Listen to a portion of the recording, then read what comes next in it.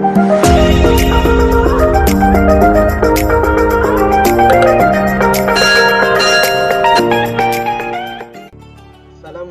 warahmatullahi wabarakatuh. Apa kabar Ananda?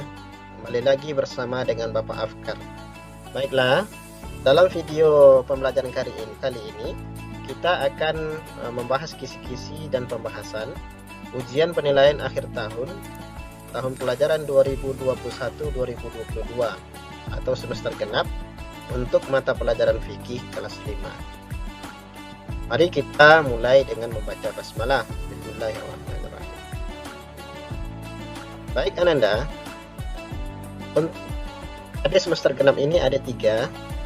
Yang pertama KD 5.3, yaitu memahami ketentuan kurban. Ada beberapa indikator soal. Pertama, peserta didik dapat menyebutkan sejarah kurban. Bagaimana sejarah kurban? Kurban dalam sejarah Islam dimulai pada masa Nabiullah Ibrahim alaihissalam. Mulanya Nabi Ibrahim bermimpi diperintahkan untuk menyembelih putranya yang bernama Ismail alaihissalam. Akhirnya mimpi Nabi Ibrahim alaihissalam dilaksanakan ketika Nabi Ismail berusia 7 tahun. Namun ada pula pendapat yang lain yang mengatakan bahwa itu terjadi ketika Nabi Ismail berusia 13 tahun.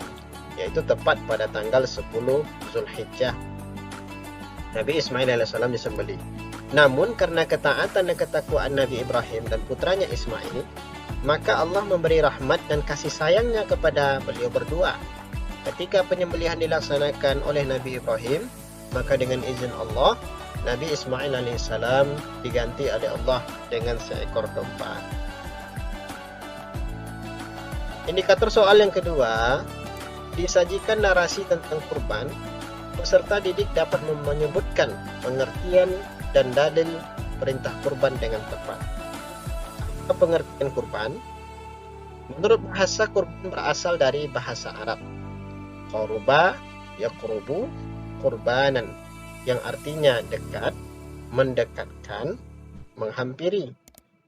Menurut istilah, kurban adalah beribadah kepada Allah Subhanahu wa taala dengan cara menyembelih binatang kurban dengan tujuan mendekatkan diri kepada Allah Subhanahu wa taala sebagai ungkapan rasa syukur atas segala nikmat yang telah diberikan Allah Subhanahu wa taala. Itulah pengertian ibadah kurban. Lalu apa dalil perintah kurban? Yaitu terdapat di dalam Al-Quran surat Al-Kautsar ayat 2. A'udzu billahi minasyaitonir rajim. Bismillahirrahmanirrahim. Fasholli lirabbika wanhar. Maka dirikanlah salat kepada Tuhanmu, yaitu kepada Allah, wanhar, dan berkurbanlah. Nah, itulah dalil pelaksanaan ibadah kurban. Selanjutnya, indikator soal yang ketiga, disajikan ilustrasi tentang kurban. Lalu peserta didik dapat menganalisis hukum kurban sesuai ilustrasi dengan benar. Apa hukum melaksanakan ibadah kurban bagi seorang muslim? Hukumnya adalah sunnah muakkad. Apa itu sunnah muakkad? Yaitu sunnah yang sangat dianjurkan untuk mengerjakannya. Selanjutnya Ananda, indikator soal ujian yang keempat, peserta didik mampu menyebutkan syarat dan kriteria hewan yang sah dan tidak sah dijadikan hewan kurban. Apa saja syarat dan kriterianya? Yang pertama, cukup umur. Maka bagi domba baru bisa dijadikan hewan kurban apabila sudah berumur minimal 1 tahun atau lebih. Untuk seekor kambing, bila kita ingin berkorban seekor kambing, maka kambing yang dikorbankan itu harus sudah berumur 2 tahun lebih, minimal 2 tahun. Yang ketiga, apabila kita ingin berkorban sapi atau kerbau, maka sapi atau kerbau itu berumur minimal 2 tahun atau lebih. Kalau kita ingin berkorban seekor onta, maka harus berumur minimal 5 tahun atau lebih. Yang kedua, syaratnya adalah tidak cacat. Tidak cacat. Selanjutnya, indikator soal yang kelima, serta didik mampu menyebutkan waktu-waktu penyembelihan hewan kurban. Kapan saja hewan kurban itu dapat disembelih? Penyembelihan hewan kurban hanya dapat dilaksanakan satu, setelah sholat Idul Adha dan khutbah Idul Adha, yaitu pada tanggal 10 Dzulhijjah. Dua, pada hari-hari tasyrik, yaitu tanggal 11, 12, dan 13 Dzulhijjah. Kesimpulannya, waktu penyembelihan hewan kurban yaitu pada 4 hari, pada tanggal 10, 11, 12, dan berakhir pada tanggal 13 Dzulhijjah. Adapun di luar waktu tersebut dianggap sedekah atau sembelihan biasa dan tidak dianggap sebagai sembelihan kurban. Selanjutnya indikator soal yang keenam, serta didik mampu mengidentifikasi sunnah-sunnah dalam penyembelihan hewan kurban. Apa saja sunnah-sunnah dalam penyembelihan? Yang pertama, baca bismillah. Yang kedua, membaca salawat. Yang ketiga, membaca takbir. Yang keempat, hewan kurban itu lebih baik disembelih oleh yang berkurban itu sendiri. Yang kelima, berdoa. Dan yang keenam, hewan sembelihan itu hendaklah menghadap kiblat. Indikator soal yang ketujuh, peserta didik mampu mengelompokkan pembagian daging kurban. Nah, setelah penyembelihan hewan kurban, lalu dagingnya untuk siapa saja? Ada 3 bagian. Sepertiga yang pertama itu diberikan untuk orang yang berkurban dan keluarganya. Sepertiga yang kedua, daging kurban itu dibagi kepada fakir miskin. Dan sepertiga yang ketiga, daging kurban itu diberikan kepada orang-orang yang membutuhkan.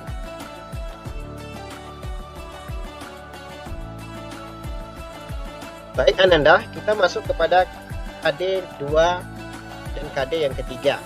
Kita gabung, yaitu KD 6.3 dan KD 7.3, yaitu tentang haji dan umrah. Ada beberapa soal dari KD ini. Indikator yang pertama yaitu disajikan narasi tentang haji. Peserta didik dapat menyebutkan pengertian dan dalil perintah haji dengan tepat. Apa pengertian haji? Secara bahasa, haji berarti berkunjung. Menurut istilah, haji adalah berkunjung atau berziarah ke Baitullah dengan tujuan melaksanakan ibadah kepada Allah Subhanahu wa taala untuk mendekatkan diri dengan syarat, rukun, dan waktu yang telah ditentukan oleh syariat Islam. Dalilnya apa? Yaitu Al-Quran, surah Ali Imran ayat 97. Yaitu bunyinya, walillahi 'alan nasi hajjul baiti man istata'a ilaihi sabila. Boleh Anda buka Al-Quran, surah Ali Imran ayat 97. Indikator soal yang ke-9, serta didik mampu mengidentifikasi syarat wajib melaksanakan haji dan umrah. Apa saja syarat wajib melaksanakan haji dan umrah? Ada 4. Yang pertama, harus beragama Islam. Yang kedua, telah balik. Dan yang ketiga, berakal sehat. Terakhir, harus mampu. Jadi kelima syarat ini wajib dipenuhi bagi seorang muslim yang ingin melaksanakan haji dan umrah. Adapun indikator soal yang ke-10, serta didik mampu mengidentifikasi rukun haji dan umrah serta perbedaan keduanya. Rukun haji. Yang pertama, ihram di miqat. Yang kedua, wukuf di padang Arafah. Yang ketiga, tawaf. Apa itu tawaf? Yaitu mengelilingi Ka'bah sebanyak 7 kali dan dimulai dari Hajar Aswad serta berakhir di Hajar Aswad pula.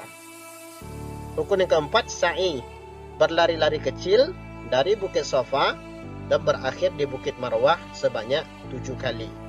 Yang kelima, tahallul, yaitu mencukur rambut. Dan yang keenam, tertib. Rukun umrah hampir sama dengan haji. Yang pertama, ihram di miqat. Yang kedua, tawaf, yaitu melihat Ka'bah sebanyak 7 kali dan dimulai dari Hajar Aswad dan berakhir di Hajar Aswad pula. Yang ketiga, sa'i. 4, tahallul.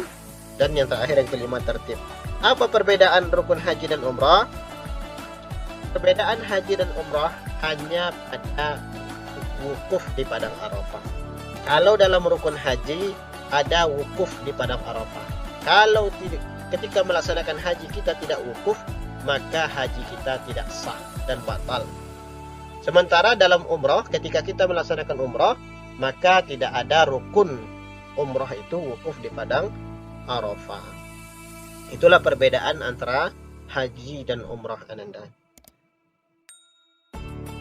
Indikator soal yang ke-11, serta didik mampu menyebutkan jenis-jenis haji berdasarkan tata cara mengerjakannya. Ada 3 jenis haji berdasarkan tata cara mengerjakannya. Yang pertama, tamattu. Apa itu tamattu?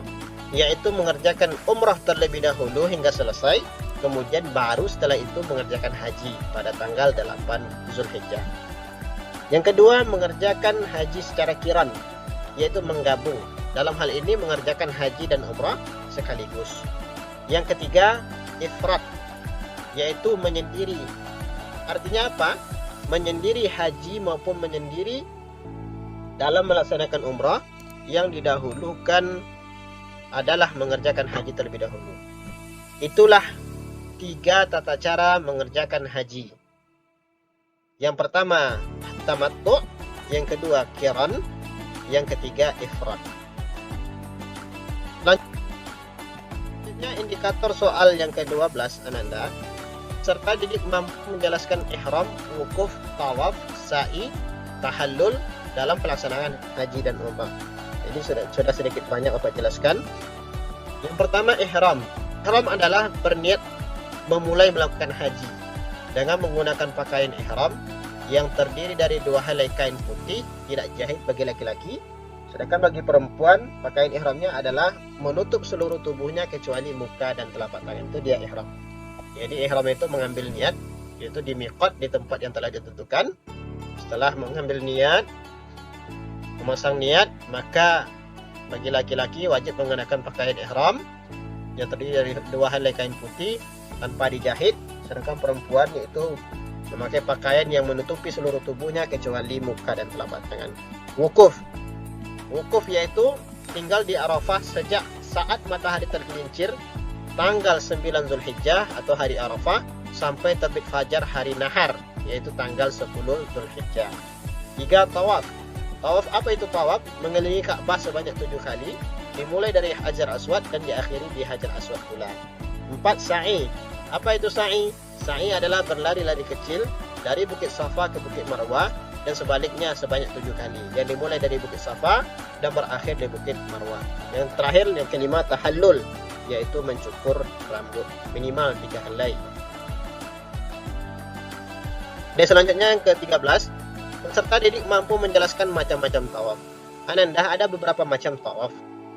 Ada 5 macam tawaf, yaitu yang pertama, tawaf umrah. Apa itu tawaf umrah? Yaitu tawaf yang menjadi salah satu rukun umrah. Yang kedua, tawaf haji atau tawaf ifadah.